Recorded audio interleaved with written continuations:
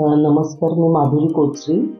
गेले 10 वर्षापासून माझी गुजरात जिम अँड फिटनेस म्हणून कोल्हापूरमध्ये जिम चालू आहे. माझी जिम जेंट्स लेडीज दोन्ही पण आहे. सर्वात प्रथम 8 मार्च या जागतिक महिला दिनाच्या आपल्या सर्वांना मनःपूर्वक शुभेच्छा. 8 मार्च हा जागतिक महिला दिन म्हणून आपण सर्व साजरा करण्यात येतो. महिला दिन म्हणजेच महिलांच्या योगदानाची आठवण करणे आणि त्यांच्या हक्कासाठी लढा देणे. महिला समान हक्कासाठी व जागरूकता निर्माण करण्यासाठी आपण महिला दिन साजरा केला जातो.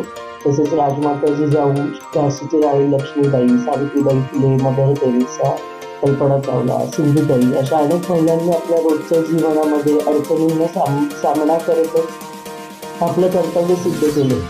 तसंच कर्तव्यगार, कर्तव्यदक्ष, महत्वाकांक्षी असणाऱ्या महिलांसाठी 8 मार्च दिवस हा त्यांच्या सन्मानासाठी व त्यांच्या अभिमानाचा व आनंदाचा आहे.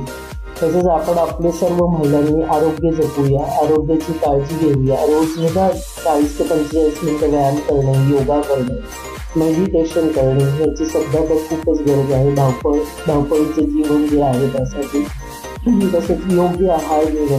दरवर्षी 40 नंतर आपण रोजच 1 वर्षातून एकदा तरी मेडिकल टेस्ट करून घेणे. जसे काही आता थायरॉइड, इतर गोष्टी, हाय बीपी, डायबिटिक, फॅट जास्त वाढणे, या सगळ्या गोष्टींचे प्रॉब्लेम्स क्रिएट होत आहे फास्ट लाईफमुळे, फास्ट फूडमुळे.